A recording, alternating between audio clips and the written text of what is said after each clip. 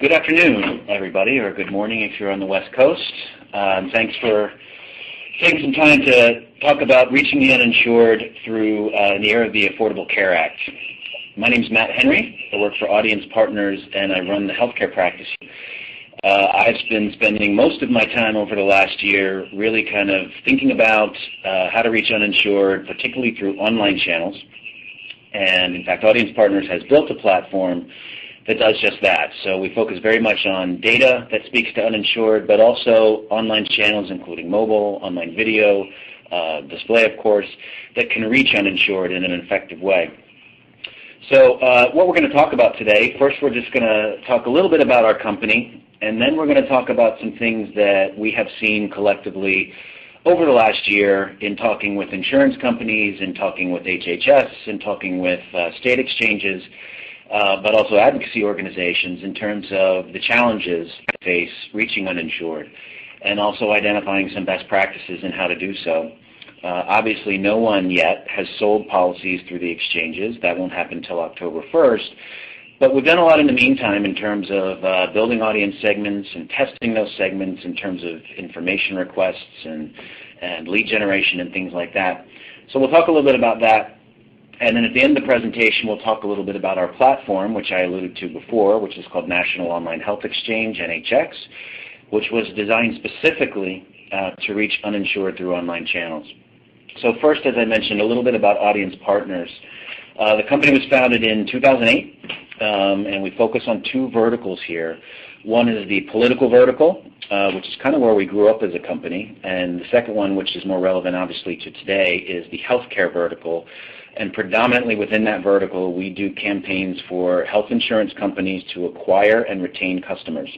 We'll talk a little bit more about that. But what we think differentiates us, really the primary value is better data. So we've all got data that we can use to reach prospects and customers. What we've done over the last year is build a platform that has proprietary data that can speak directly to uninsured. So, a lot of people right now are kind of thinking about demographic groups which may correlate to uninsured or over-index to uninsured. But again, we built our platform from the ground up to reach uninsured directly, and we can eliminate a lot of the waste that's inherent in other forms of marketing by doing so. The other side of our platform is the publishing network, which provides us reach across millions of websites, all of them brand safe, but also online video sites, also mobile apps, social media networks, etc. So we built a publishing platform, again, and this is important, that connects our data to these ways that we can actually speak directly to uninsured.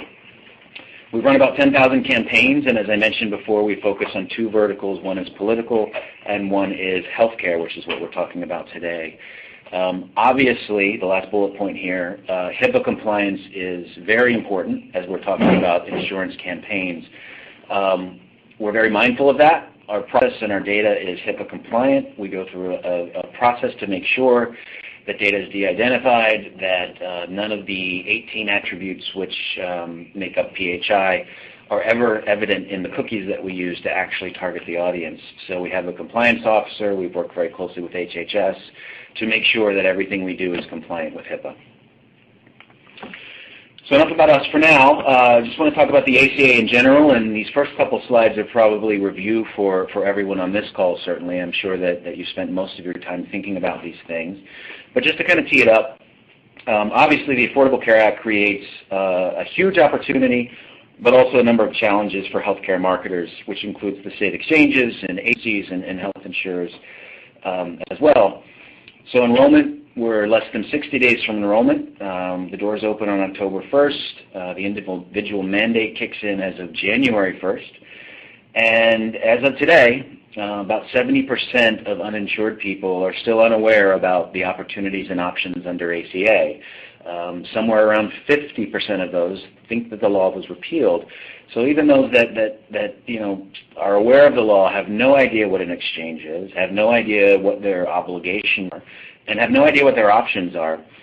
I've sat and participated in a number of focus groups. One in particular kind of rings true to me where out of 12 people on the focus group, none of them knew what a state exchange was. None of them knew that it was now the law, basically the individual mandate, that they had to purchase insurance. They had heard about Obamacare and they had heard about these things, but as you can imagine, that's typically a political context and really provided no practical knowledge to them. So awareness is a key issue that I'll mention a few times today. I'm going to mention the ways that we think that issue is best addressed.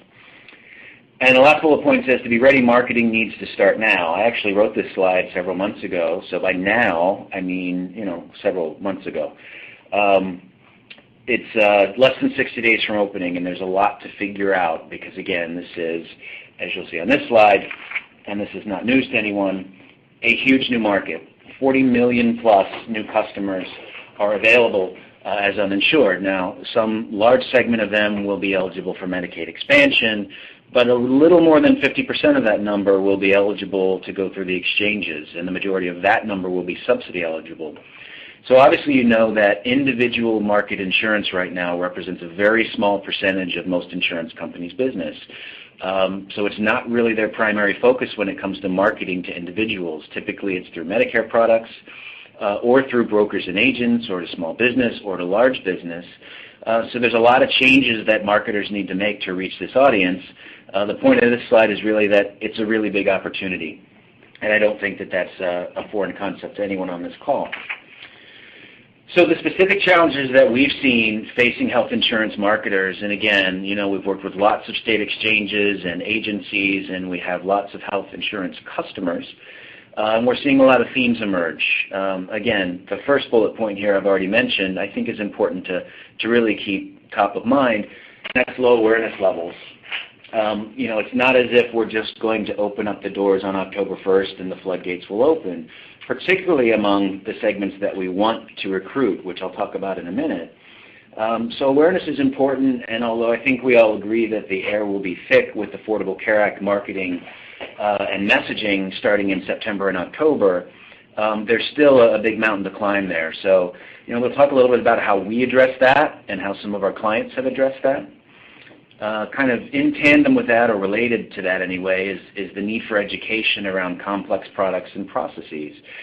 Health insurance is not something that people intuitively understand, certainly not people who have never had health insurance policies. What's the difference between an HMO and a PPO, or more relevant to this, what's the difference between a bronze plan and a silver plan and a gold plan, and what's a copay and a deductible and all of those things. A lot of us on this call certainly understand those because we live those things, but as an average person, and certainly as an uninsured person, it's hard to understand kind of what's right. And absent real education around what's the right policy, the decision may be made specifically on price, which I don't think anyone necessarily on this call wants to happen. So there's a lot of education that's necessary too. And a lot of our clients, and certainly a lot of the people on this call, may be direct marketers by trade and very much focused on cost per acquisition and cost per lead, and absolutely we are as well. At the end of the day, that's how we measure the success of a campaign, is what did it cost to get a customer to enroll. However, that in mind, it's really impossible to ignore at this point the fact that you need to build awareness, whether it's of your brand or whether it's of the Affordable Care Act in general to drive people to a state exchange. Those are important things, and those investments need to be made. Specifically for insurers, again, market share today may be massive. In certain states we know that certain insurers have very, very large market share. Well, there's more competition in the exchange environment, so top-of-mind awareness is going to be important so that when they're in the store, looking at the shelf, so to speak, your product stands out, and they associate your brand with really quality in health insurance. Third bullet point is the young invincibles dilemma. Again, we've worked with lots of insurers, exchanges, et cetera, and people have different names for this segment, but I think everyone knows what I'm talking about when I say young invincibles. Obviously younger people. Health propensity is a factor in what determines young invincibles. That's the invincibles part. People who just don't believe they need health care because they're never going to get sick. So why ever pay even $100 a month for that if they're never going to get sick? Particularly given the alternative, even though there's an individual mandate, the penalty is very low. Year one, it's $95, and when compared against the cost of health insurance, it's a very small fine. And even as that increases over time, it's still a relatively small fine. But we believe, and our clients believe, that this is not an impossible problem to address. So what we really think it's about is finding the right messaging, finding the right product, and really kind of educating people to understand, making an investment in lifetime wellness. And I'll refer again back to the focus groups that I've been part of. We may have assumptions that Young Invincibles are just that, but I think that's an oversimplification. I've spoken to a lot of young people, and again seen a lot of focus groups of young people who indicate that insurance is important to them. It could be maternity. It could be they play sports and they've been hurt before and they understand what a broken leg costs them. Or it could be that they've got some condition that they need a prescription for. So this is not an impossible group to penetrate, and we've got some thoughts on that we'll talk about. Next bullet point, how to identify effective outreach channels. So there's some challenges here as well. This is a new market with a definite demographic that's different than the individual markets that you're probably used to speaking to. So what are the channels that reach this audience? Direct mail is a very effective channel for over 65 marketing and for individual marketing. And we believe it has its place in Affordable Care Act marketing because it is still effective, but it's going to miss the boat in some cases. Ditto for television, ditto for some other things. And then attribution. As we sell individual policies for our clients today, the marketplace is really kind of a closed ecosystem. So if it's a regional insurance provider, the prospect is going through their site and making the purchase. So we can put tags in place, understand with specificity who is making a purchase, how did we find this prospect, so we can start to attribute cost to different channels. In an exchange environment, it's not impossible. There are mechanisms to do this, but it's a little trickier. So attribution becomes kind of an important discussion here. And then establishing budgets and success metrics and an optimal ROI. Again, we all understand what a Medicare supplemental customer costs. We all understand what an individual insurance customer costs. But this is a new market with new dynamics. So how do we even begin to budget and set goals for enrollment? And before October 1st, how do we set goals for engagement? Is that events? Is that lead generation? Is that information request? Is that just dropping cookies for retargeting purposes? The answer is yes to all of those things. But these are the things that really need to kind of be in place right now. And then ultimately an optimal ROI, which goes back to all the things that I said before. What are the channels? What are the budgets associated with those channels? And then how can we attribute the actual enrollment to that mix of channels? So we'll talk a little bit more about all of those things. This slide is really kind of one of the things that we've been spending a lot of time on, which is testing and optimization. So I mentioned that we're working with a lot of customers right now with Affordable Care Act marketing. We're very clearly not selling policies yet, but we are testing and optimizing a lot of things. So again, awareness, education, and persuasion are all keys here. It's not enough just to find the uninsured, which we think we do a very good job with. It's finding them and sending them the right message that incents them to take some kind of desired action.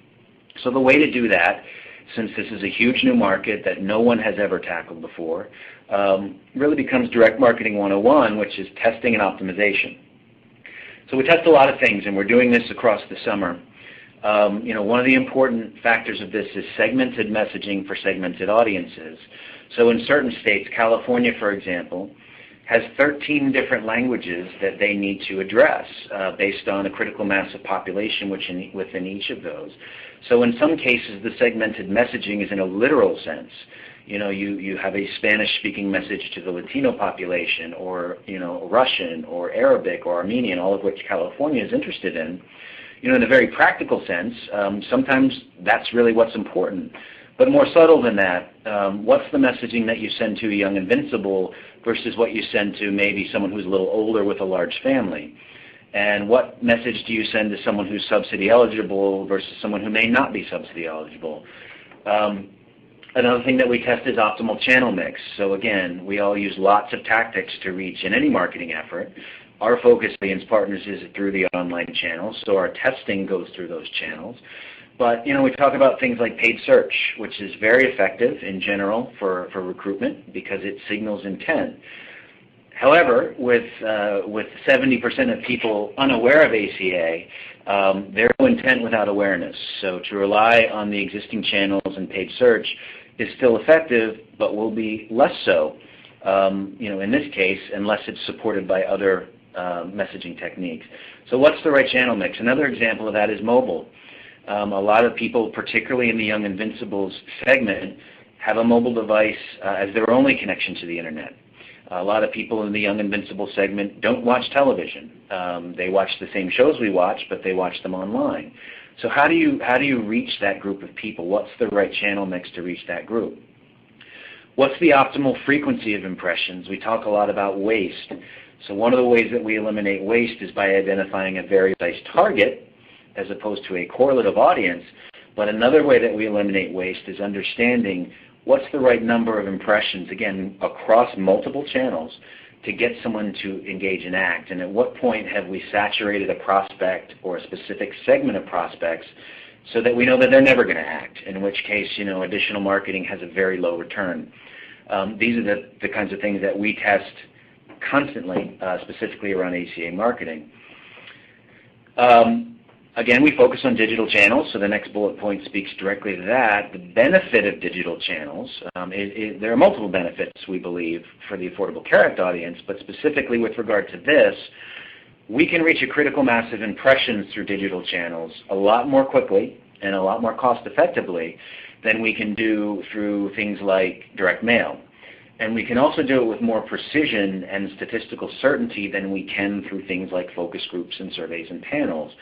Again, we can advertise at scale, we can target specific audiences with specific messaging, and we can gauge response. And if we see that this channel is 4% better and this creative is 4% better and this time of day is 4% better, in aggregate those things start to become very meaningful so that when you really start to advertise in mass, when enrollment begins, you've already optimized a lot of this, and it would put you ahead of your goals, but also will put you ahead of your competitors, because I can tell you that a lot of people are kind of dipping their toe in this water, but a lot of people are not.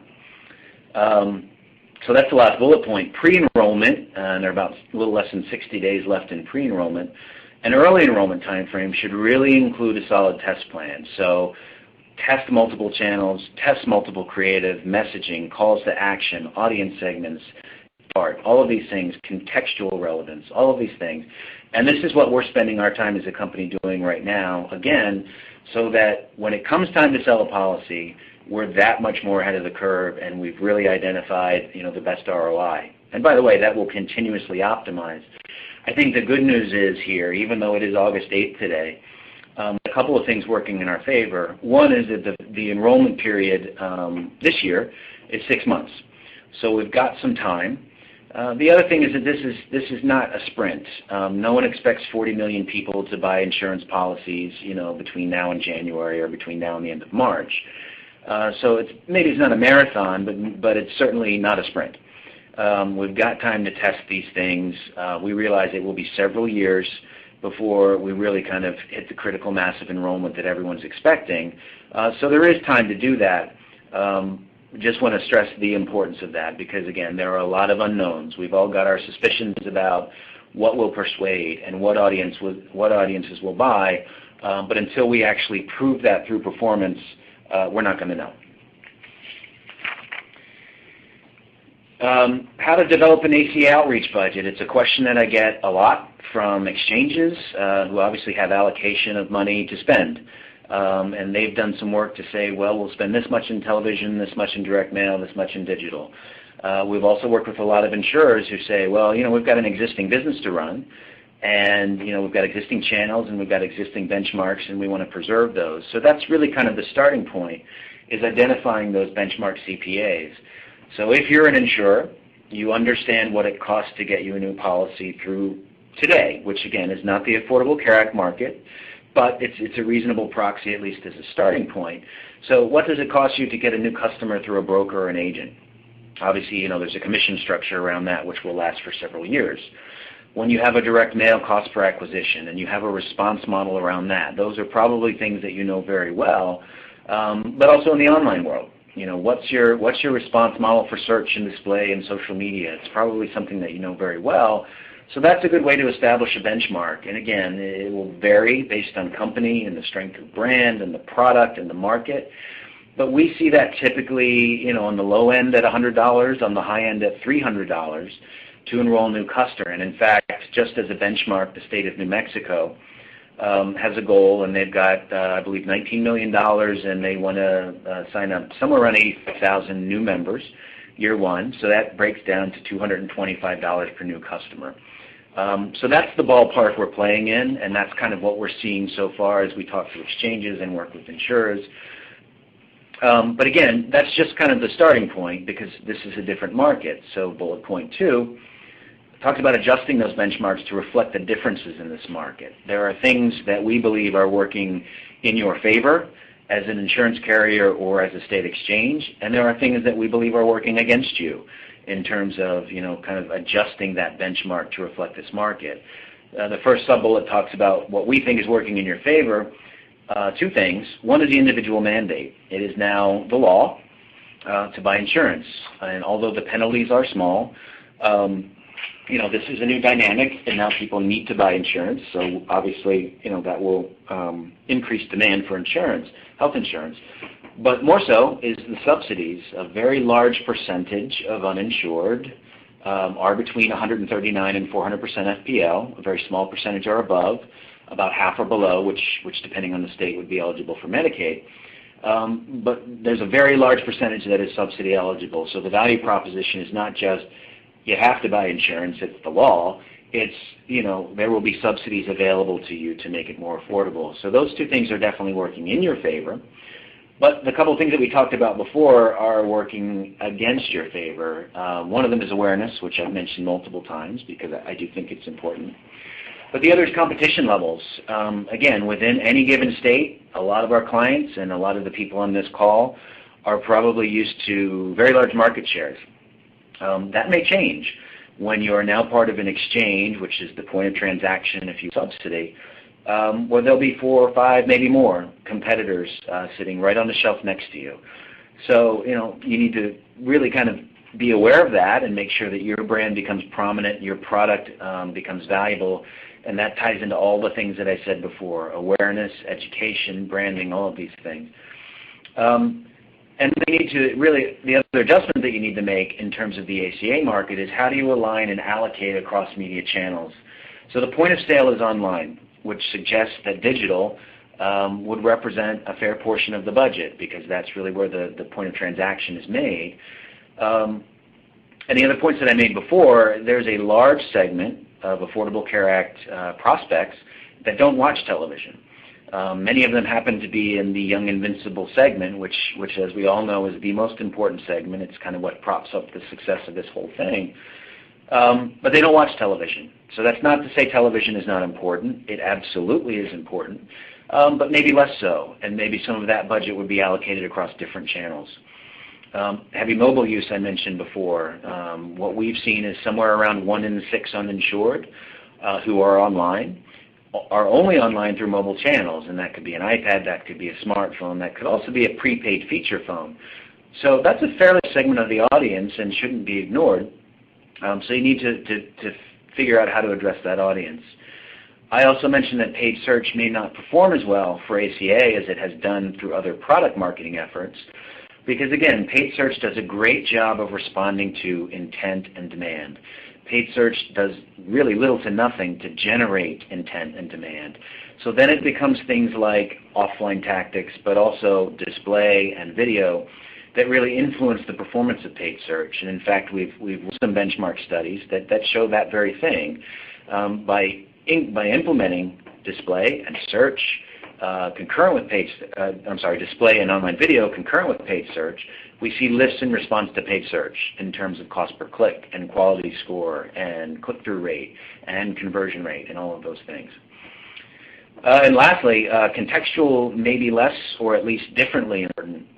A lot of the requests that I've seen that come through agencies or that come directly from our clients are very specific about contextual relevance, which is very important in individual insurance campaigns, certainly in over 65 campaigns, but we believe is less important for ACA campaigns, again, as a function of two things. One is awareness. If you're not reading articles, you're not going to necessarily want to read articles about insurance or Affordable Care Act if you're uninsured, because you don't know what any of this is all about. But the other factor is right now, if you were to perform a search or if you were to read an article about Affordable Care Act, it is more than likely to be a political article. It will talk about Obamacare. It will talk about the repeal of Obamacare. It will be politically charged in one direction or another. And I would argue that that's not the best place for your advertising because it doesn't present the opportunity in the way that you want.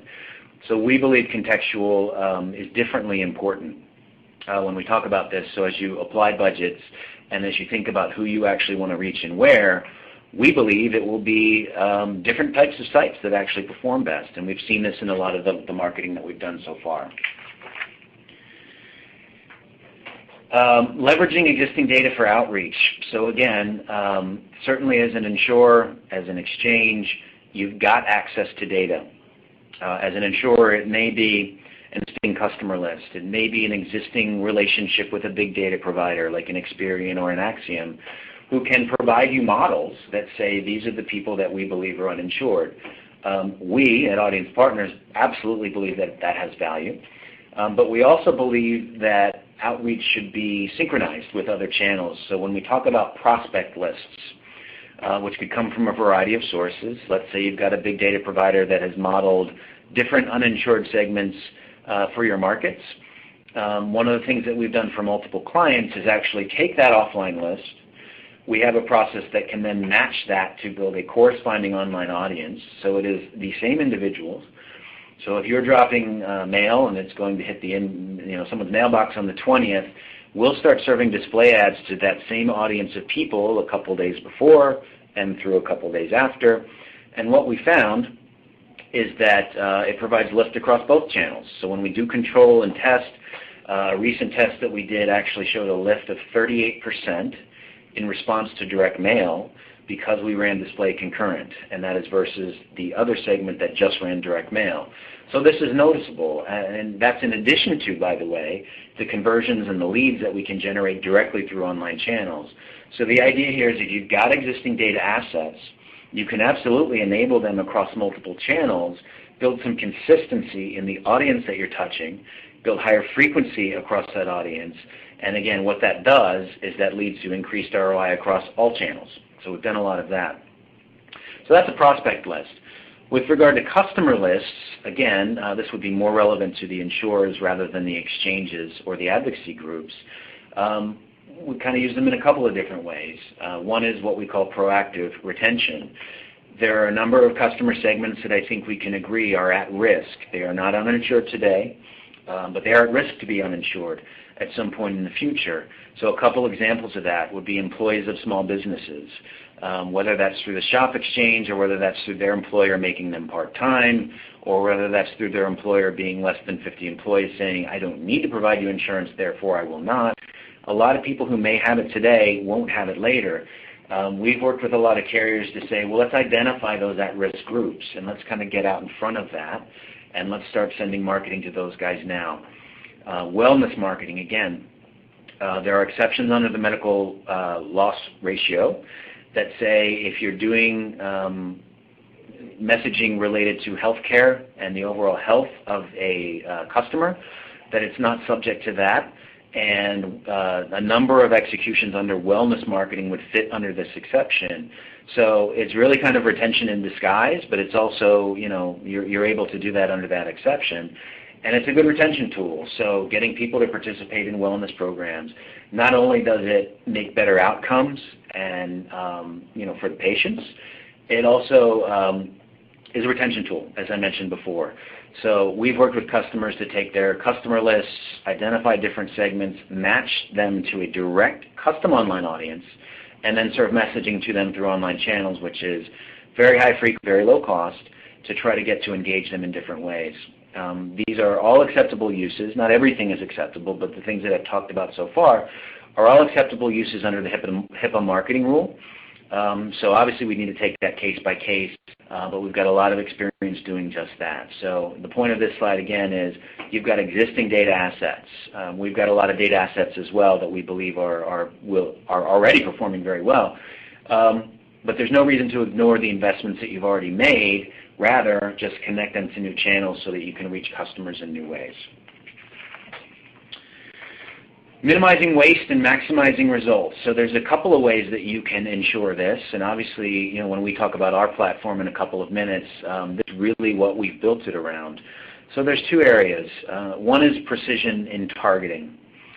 What I have seen in most of my discussion so far is that state-of-the-art, and in fact most of the requests that I'm seeing through media buyers and agencies and insurers and exchanges is focusing on broad demographic segments. In other words, we want people 18 to 34 in this income range, or we want Hispanic females in this age range or whatever.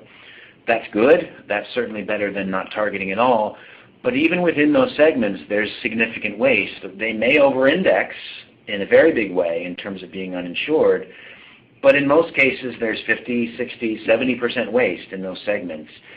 So we kind of think about it in a different way, and we'll talk about that more in a minute. There is a better way than just demographic segments right now. Next bullet talks about first-party data is very much greater, that's why there's 3 greater thans there, than third-party data. Mostly because it's verified. I think if you've done any kind of digital campaigns before, you realize that as you start to overlay third-party attributes, whether that's age and income and geography and education or whatever those might be, you lose some precision with each step down that road. And at the end of the day, if you're trying to target 4 attributes and you actually look at the end of the day and report back, what did we actually reach? Your precision is not nearly what you think it is, and in many cases well below 50%, even with all of those data overlays. So to the extent you can use first-party data, and yes, our platform has that, but also you have that, and you can make it enabled to reach people, uninsured people, it performs better. There's less waste, it is more accurate, and the performance, again, at the end of the day is much better. And then core audiences are much greater than correlative audiences. So by that I mean a core audience would be females age 18 to 34 who make $30,000 to $45,000 a year.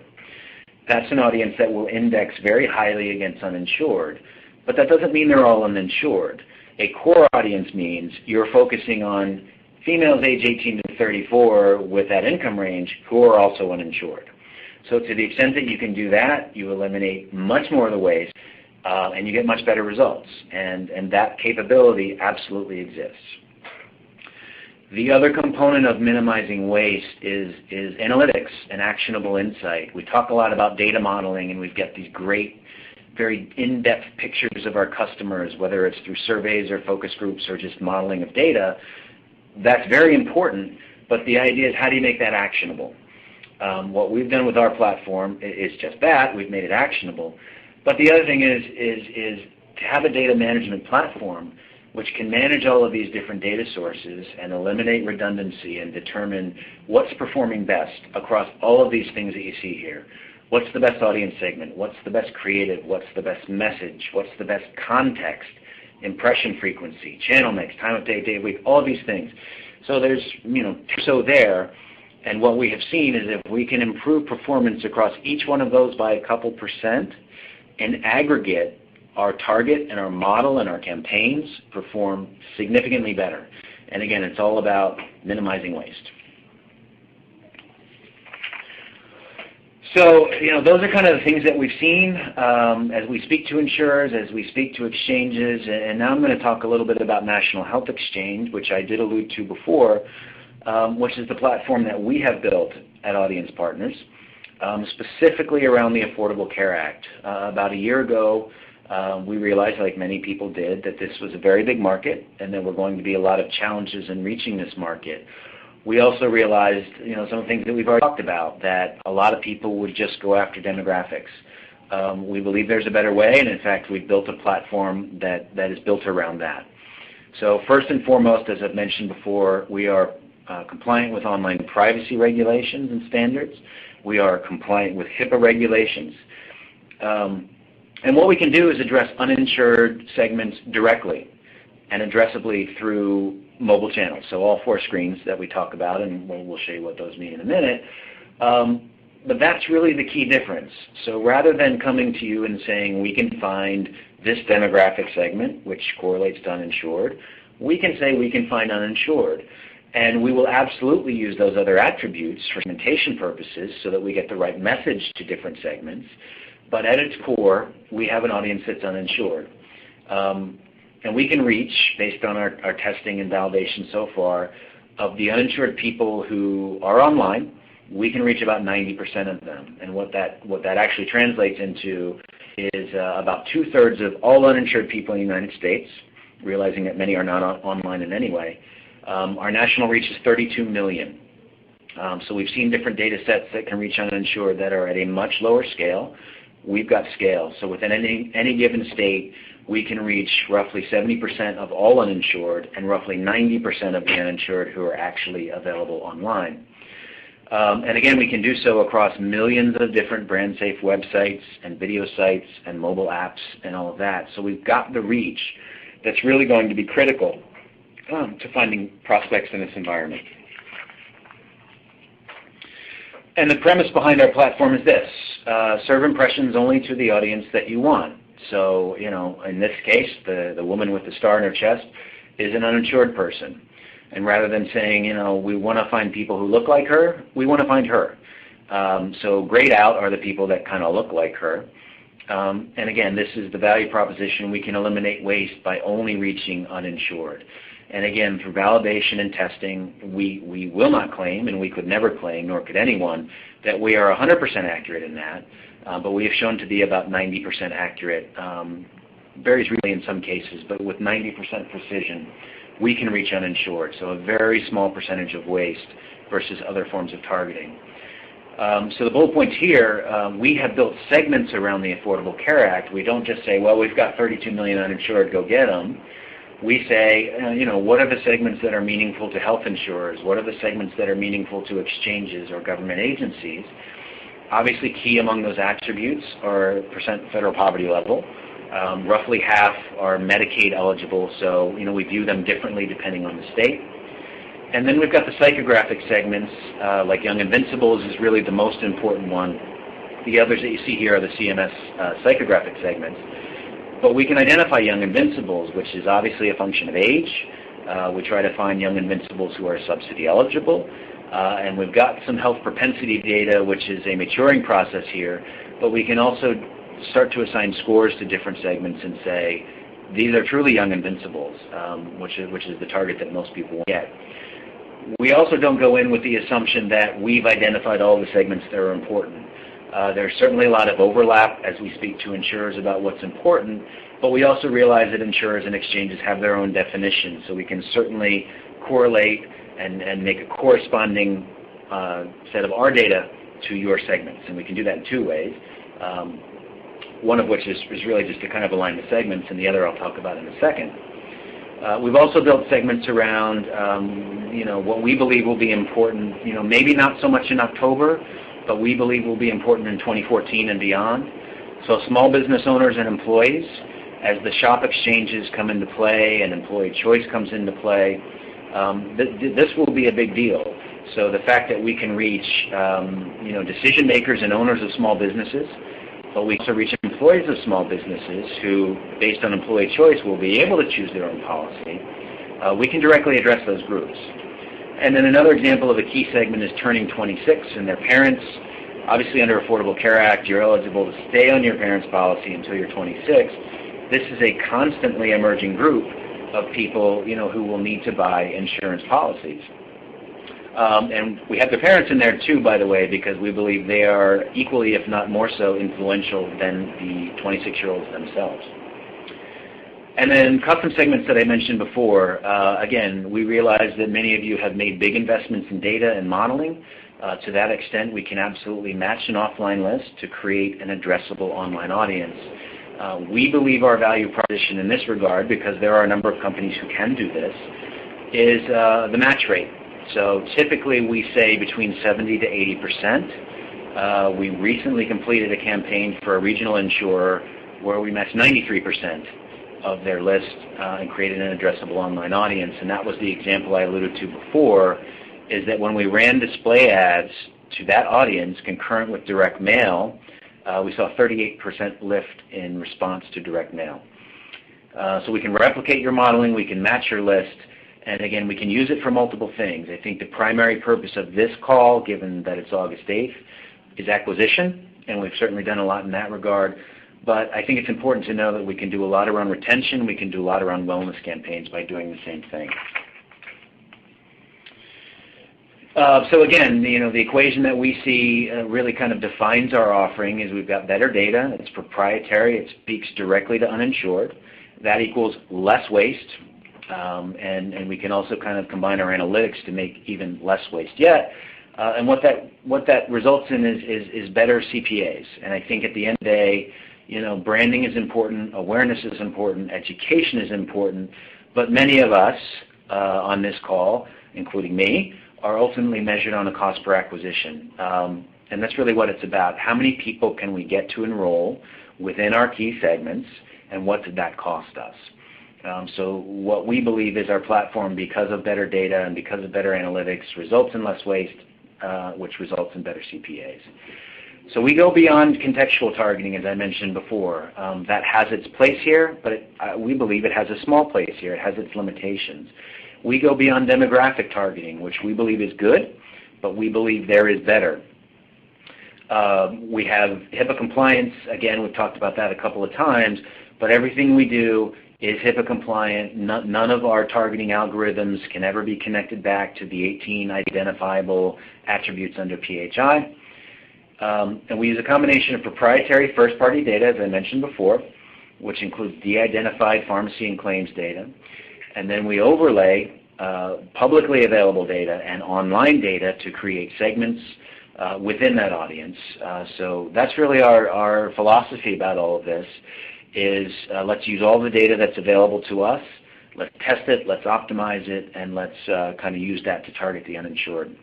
And again, we can use your offline data to target the same addressable online audience. So to the extent you're doing direct mail, we have seen great results in building a corresponding online audience, and we believe that's a very important part of the campaign. This slide shows just a few of the targeting options under NHX. So the important ones are really kind of top left, which is under health insurance, uninsured, and the segments underneath uninsured, which we've talked about.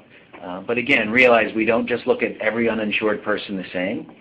We look at a lot of these other attributes that you see here, the key ones being, I had alluded to health propensity, we've got opt-in data, we've got model data around that, but then the demographic, what's the age, what's the employment, what's the household size, education level, ethnicity is very key, income is obviously very key. So as we build segments and as we think about what message we're sending to what segment, we include all of these things, ultimately, again, to optimize the CPA at the end of the day. We've also got lots of behavioral and lifestyle data. So who tends to respond to things online? Who researches things online? Who are people that are interested in diet and health and fitness? These are all of the things that will not only get better response, but a better quality of response. So it's the digital equivalent of putting the billboard in front of the gym as opposed to putting the billboard in front of the donut shop.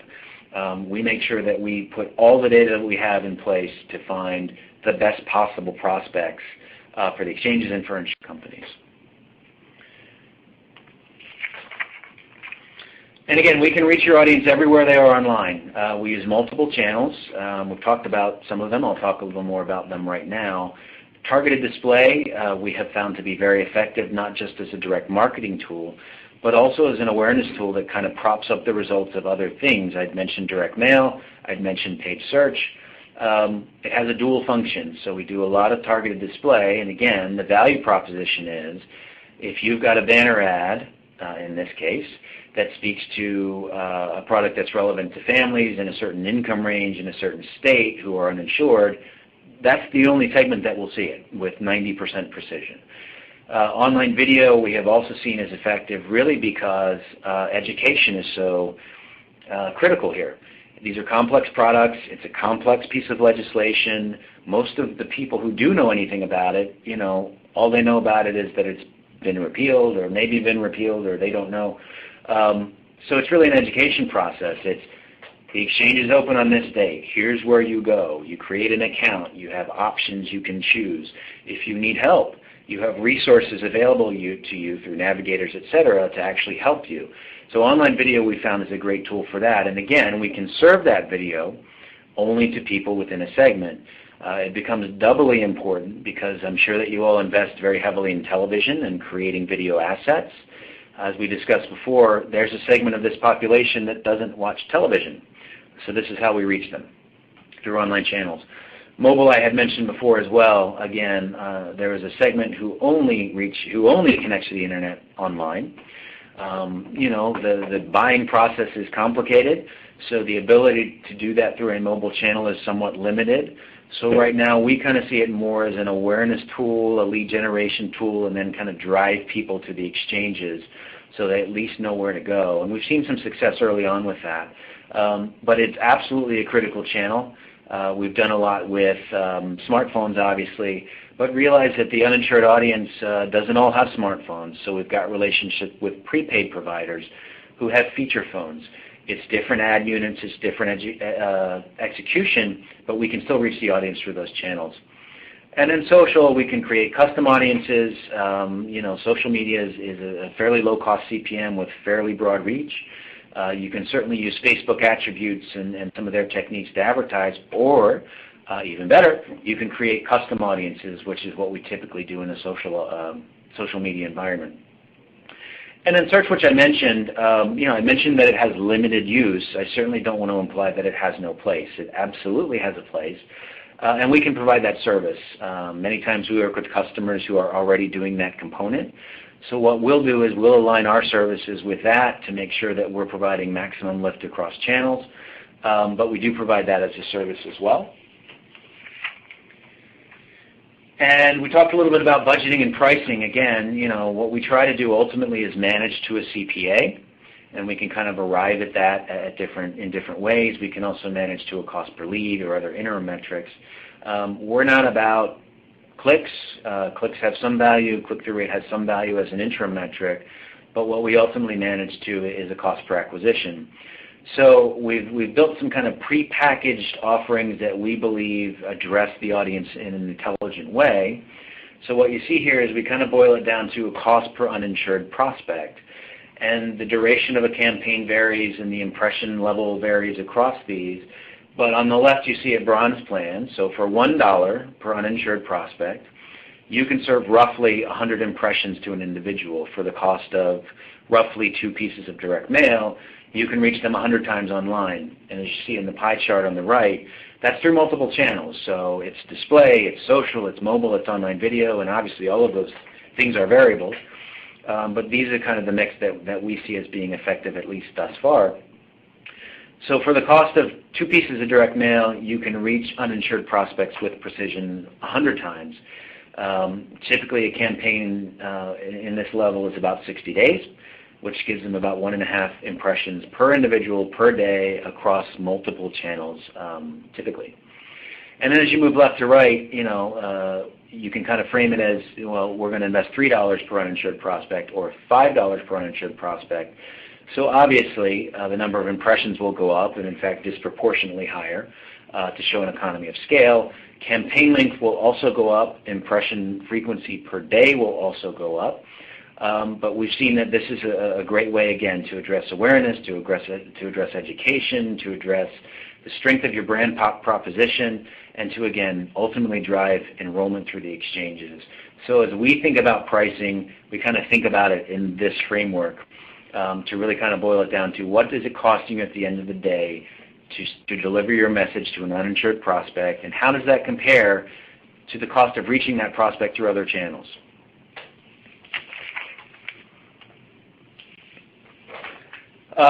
So now I just want to talk about a couple of case studies. Again, it's great for me to say that we're very smart and we have very great technology and all of that, but again, at the end of the day, we are measured on cost per acquisition, and we are measured on very detailed metrics. And that's the benefit of a digital ecosystem, is everything can be tracked with granularity, everything can be tested and optimized very quickly.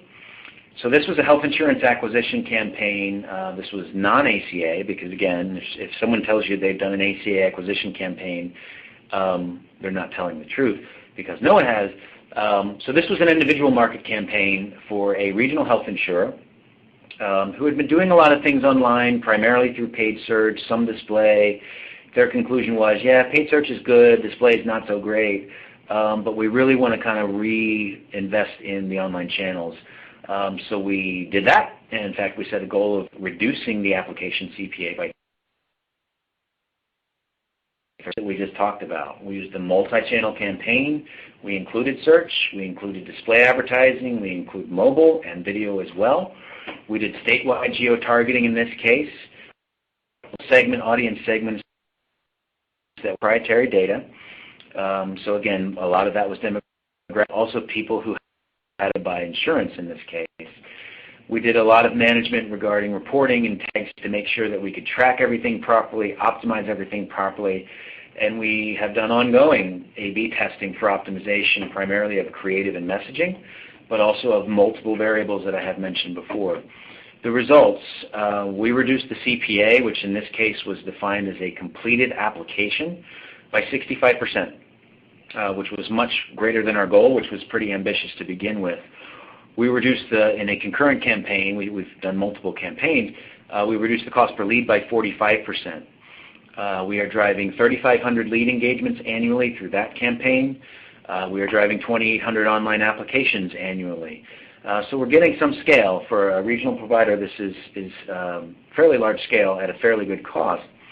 And again, we continue to optimize. I will say that the results have gotten better yet as we've optimized further. The benchmark that we saw online, order of magnitude, was a $300 CPA when we started, and now we are consistently delivering in the $80 range. So again, that's how we are ultimately measured, and the way that we get there is all the things that I've talked about so far. Second quick case study, this was an ACA campaign. This was around lead generation because, again, we're not selling policies yet. But in this case, what we did was we used our customers' data model. They had made a lot of investments in that. They were doing a lot of direct mail, but they thought, wow, we really need to touch these prospects more often, and direct mail is not a cost-effective way to do that with great frequency. They had very limited insight into email addresses, so they needed a new channel. That's where we came in. We essentially created a test where the call to action was things like information request and enter your information, call our call center, things like that, really just to generate leads. We also generated a fairly large cookie pool that we can now communicate with through retargeting. But really it was to generate overt leads prior to enrollment beginning. So this was an uninsured audience. We matched an offline file to an online audience. We created two segments. One received only direct mail. One received direct mail plus display. The results in the latter group, which had both tactics used, was a 38% lift in response to direct mail, which is, I think, very strong. And we also were able to deliver leads at scale at a good cost through online channels. So the aggregate of those two things was a very, very good story. As you can see here, the lead cost was about $5. We had expected going in to be somewhere between 10 and 12, so we exceeded that very well. I mentioned the 38% lift on direct mail. And we've also built a large pool of retargeting cookies, north of 100,000, that we can use for ongoing marketing purposes. These are people who have said, yes, I'm interested in healthcare reform, and we have read their engagement levels on the site, and we can segment them and reach them at a later time. And then the analytics kind of post-campaign provided a lot of insight into what was performing best. So we started to see what message is resonating, what creative is the response better with, what audience segments are responding better, what geographies are responding better, what's the best day and time of day, and what's the best site context. So we learned all of this, and we've created insight, which is great, but we can actually execute on this insight, which is even more important. So this was an ACA campaign, again, lead generation, where we've applied all of the things that we've just talked about to generate the results that you see there. Just a couple more slides here. I know we're running into the time frame here. A couple of questions that typically come up. One, how is NHX compliant? I've touched on this before, but again, we have multiple data sources. So all of our data is either and or de-identified, modeled, or opt-in. We are a member of the IAB. We adhere to all the relevant privacy guidelines. We also understand that sometimes when you're talking about healthcare marketing, even insurance, it can become intrusive, so we make sure that we manage frequency of impression, visibility of opt-out, and a subtlety of messaging so that we can make sure that the consumer experience is good and that your brand is represented properly. Where does our data come from? Touched on this a little bit before. We've got proprietary healthcare data sources. We have public data from some of the sources you see there. And we've got 36 online data providers. So it's the guys that you know. It's Nielsen and Exalate and DataLogic and Experian and Axiom and all of the above that have additional data. So our platform includes all of this really for the interest of most precisely defining an audience segment and finding them through online channels. And then what makes us better? Targeting, we've talked a lot about. We've eliminated most of the waste because we're speaking directly to uninsured, not just audiences that correlate with uninsured. Compliance, again, is paramount to us. HIPAA compliance, of course, but also online privacy compliance. And then reach. It's one thing to buy a site. It's one thing to buy contextual sites. That has its place. But we've got millions of sites in our network. And our philosophy is, you're going to find people where you don't expect to find them. So make your reach as broad as possible. Test and learn and optimize, and then kind of go from there. So we've got millions of mobile and websites in our network. And then my last slide, just kind of in conclusion, is what happens from here. Again, I think all of our focus is on October 1st, through March for original enrollment, and there are certainly lots of challenges that we need to face by then, some of which we've identified. But what happens beyond then? I think there's other things that are important. I think we're going to see the importance of what I'll call ancillary individual segments, specifically turning 26 and parents of 25-year-olds. The focus will shift on those because, again, it's a perpetual new customer list that you may have to resell. 2 is disruption of the small business market. The shop exchanges will open at various times, and there are various rules depending on the state about what happens with them. Some states will have employee choice, some won't, but in 2015, all states will have employee choice. So when an employer goes to a shop exchange and signs up for insurance, each individual employee that works for that employer can choose a different brand. So branding becomes more important, awareness becomes more important. I've mentioned before we can speak directly through our platform, small business owners, employees of small businesses, et cetera. Also touched on the fact that many employers will make the decision, if you're my 51st employee, guess what? You're going to work less than 30 hours a week, or I have to buy health insurance for everyone. We'll see a lot of that. So again, we can speak directly to employers. We can speak directly to employees of small businesses, to make sure they're aware of your brand, of your products, and of the exchanges themselves. And then I think we all realize that what comes with increased choice and increased transparency and increased ability to buy insurance is increased churn. So, I've heard estimates of retention rates really kind of declining over the next couple of years because of this. So things like retention campaigns and things like wellness campaigns become that much more important. Our focus today has been primarily on acquisition by design, but realize that our platform, but also the data that you have already invested in, can be leveraged to a great extent for these 2 purposes. So, as we move kind of through these first 6 months, which will be challenging enough, these are things that we believe you're going to need to think about next year. So that is the end of the presentation. We can accept questions. I think we've got a couple minutes left here, just about a couple minutes, so I apologize for that. But we can take a couple of questions.